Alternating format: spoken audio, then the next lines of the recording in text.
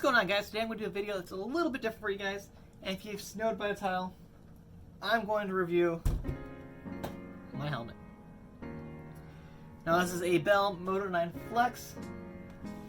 I've had it for probably a year and a half now, and it's going to be kind of like my 1 year review on it as far as that goes. Of course, Bell is a company that's been making helmets since the 1950s. This one being their top line, their premium helmet. It is DOT and Snell approved, and Snell approved meaning Bell has to send their helmet to Snell, which is a tough approval system that they actually have to go through and test it, and then it gets approved. It's usually a higher testing system that not all helmets carry. So if you look at a helmet that says Snell approved, it's actually the next step up from DOT for sure. And so it has 3 different impact landings. It has a high speed, a mid speed, and a low speed impact landing, which is an EPS, EPP, and EPO, with that third one being actually able to move a little bit there. Which, that little movement right there acts like the MIP system does. And it takes away that first initial rotational impact and just makes it just a little bit better as far as when you hit the ground. It's going to let the helmet slip just a little bit so it's not dragging your head one way or the other. Which is really nice, and I haven't had to use it just yet, so good there. Of course, I got this helmet after my last one when I ate it and broke my arms, my face, and I wasn't wearing a Bell at the time. That helmet still did its job, and I like the helmet a lot, but I just wanted to move on to something different, so I got this guy. And so far, it's been holding up pretty good. Even my paint job's been doing decent. There are definitely a bunch of little chips and stuff in there. That is not fault at Bell for anything like that. That's just how well my paint job lasted, at least. And I'm happy with it. From a distance, it looks good still, so as far as pictures go and stuff like that, I'm happy with it. The other neat feature I like about this helmet over a bunch of other ones is what they call their MERS system, which is basically their magnetic cheek pads. They pop out really nice and easy. Makes it easy to clean the helmet a little bit better. It makes it easy to clean the cheek pads, and they pop in easy as well. This, of course, is so if you do happen to crash and eat it pretty good, they can pull the cheek pads out while you're still wearing the helmet. In that same realm, they've integrated the eject system, which is not actually in the helmet. You can see it back in there. It is an extra feature that you can buy for the helmets, but it does have a spot for it, and it will integrate in there, no problem like that. So most professional sanctioned races and stuff like that have to have that eject system in there. Just another safety precaution they can have in there. Of course, it has a lot of ventilation in it with the chimney vents and the brow vents on top, as well as all of the exhaust vents on the back. So it definitely has a lot of ventilation, and then that helps a lot in these hot summer races and stuff like that. And sort of the last cool feature I think about it is the visor.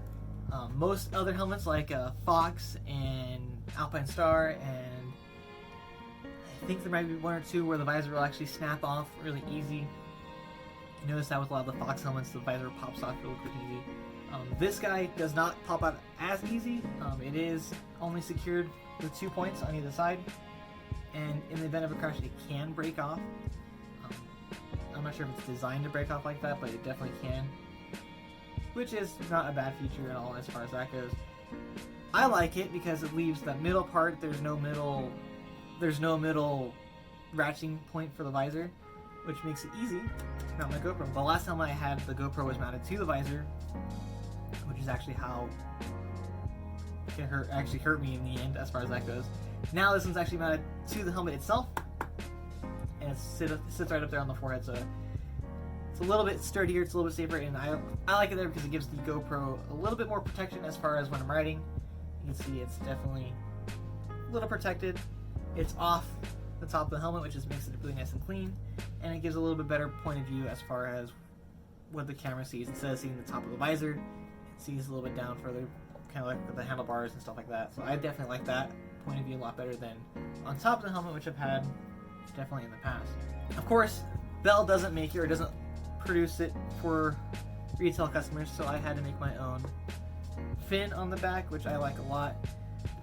It's not perfect by any means, but it's just something I wanted to try to make, and I think it came out relatively good. The only couple downsides I've had about this helmet I've noticed over the course of the year of riding with it and stuff like that. The first biggest thing is just the overall look. It's not bad, but the flex liner part, the red on there rubs off.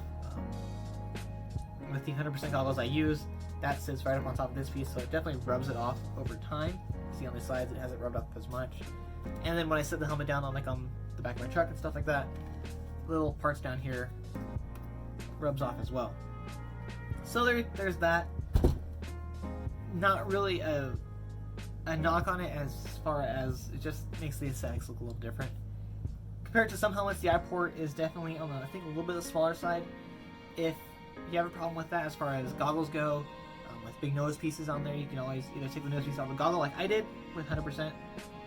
I don't run the nose piece on there, I actually run the little nose guard on here. Or you can go the other route and take the nose guard on here off, and you have a little bit bigger eye port to fit your goggles in there. And some other people I've heard have the issue where the jaw of the helmet fits really close to the face. I personally haven't had that problem with it, but some other people might. The only other downside I can really think about is with the chin vents being up here and here, and they don't really have as far as a mesh screen over it or something like that. If you're in the back of the pack like I am and get roosted a bunch, dirt will go in there sometimes, and with the massive ventilation stuff that they have inside, with the liner having, with those impact liners being split up, is they have these nice big gaps in here. Dirt gets trapped in there sometimes. I've definitely been picking out dirt out of my hair in the shower after racing because of that, and then actually, I don't know if you can hear it, but there's sometimes, actually there's still a rock in there somewhere, so it could be just me that I don't clean the helmet very well. So as far as that goes, it's not that bad. The other downside with being a premium helmet, it is up there in price. The white version I got retails at $5.99, and then they have their graphic versions at $6.49. I mean, but for a premium helmet, it is kind of in the same range as far as all the other helmets go. Both Alpine Star, TLD, Shoei, they all have helmets right there in the $650 range. The cheapest one I found, I think, as far as a premium helmet goes, was Fox with that. I think it was like $499, $500. And the most expensive helmet I found out there was the 6D helmet, the AR2, or ATR2, which was $695, so right at $700 for that guy. And I'm sure I'm missing a couple helmets in there. That was just kind of the first 5 or 6 that I looked up. So this one, as far as being priced, it's about the same price as much as the other ones. It's running their own technology as far as the flex system goes. Instead of running a MIP system like the Alpine Star and the TLD helmet, it's on their own kind of idea with rotational impact and stuff like that. Long lines with 6D and Shoei, so it's definitely a helmet to consider. The last downside I can think about it is I didn't like any of the graphics. Now that doesn't mean everyone might not like the graphics. I just didn't like the graphic because I'm particular and just like that. So I had to paint my own. That's why I got the white one, and that's why I went in route painting my own. But other than that, I like the helmet. It's been a great helmet. I've had literally no problems with it. Yeah, it's been great. I've been riding with it every time I've been on the track for the last year and a half, so I'm happy with it. I'm happy with how it's been working. The liner comes out nice and easy to clean and wash, and it's been a great helmet for the most part. And I've liked it so much that I went and got another one. Of course, I got this one in the same colorway, being white. And I decided to paint it myself. If you follow my Instagram or anything like that, you would have seen quite a while ago I did a little picture poll between a design like this and a similar design, just a little different. And majority of the people on there picked this version, being the stripes. Now, they didn't pick the colors. On the picture I posted was just a simple red, blue, gold, and actually had white in there instead. And I went with a shiny I went with pretty much a full-on flake paint job. The only thing that's not flake is like the jaw and part of the eye. But everything else, even in the back, definitely has that nice sparkle look to it. Of course, I had to make another fin for it, and I threw my GoPro mount on in the same spot. So yeah, as far as videos go, you'd never know I have a different helmet on. So I'm really happy with how this guy came out. I'm really happy with how it looks, the paint, the color, everything about it. Been a couple months. I've been working on it since Mammoth. So if that says anything, that's how long it took me to make this helmet. I was gonna do it in a different video form, as far as documenting the process of painting it, but that kind of quickly fell apart when I kind of slacked on that part. So I did it in this version as far as giving a review on the old helmet, showing the new one, how it came out, and I'm looking forward to riding with it and racing with it in the future. First race I'll be riding with this is at Paris, which is actually when this video comes out is today. So I'll be wearing it there, and I'm still going to wear the other helmet. It's just going to wear that one more or less for like a practice helmet, and then this one for a race helmet. That's the idea behind it. Just like with a lot of other stuff I do, like with gear, I kind of rotate them out. Same thing with helmets, I'll wear one for practice, one for racing. As far as videos go and point of view, you guys won't notice a difference. Just this one's going to be nice and shiny when I go race. So yeah, all in all, Bell's Moto-9 Flex. It's one of the better premium helmets out there, I think. I've tried working at the dealership. I've tried on the Shoei, I've tried on the Alpine Star, I've tried on a bunch of other helmets. For me, they all relatively fit the same. It's just I wanted to go with it. This is the helmet I wanted to go with. For no other reason than some of the key features, mainly being where their visor is and I can mount the GoPro. That was the main feature, being able to mount it under the visor like that. So, great helmet. Like I said, I've had no problems with it. No real problems with it, I should say.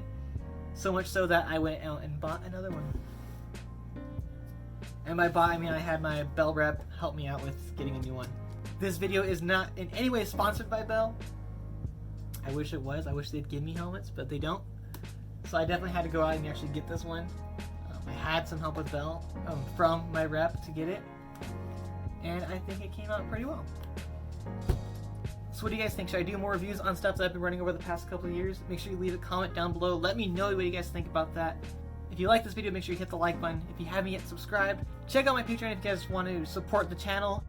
And, of course, join my favorite club of the month, the Sticker of the Month Club. And I'll see you guys in the next one.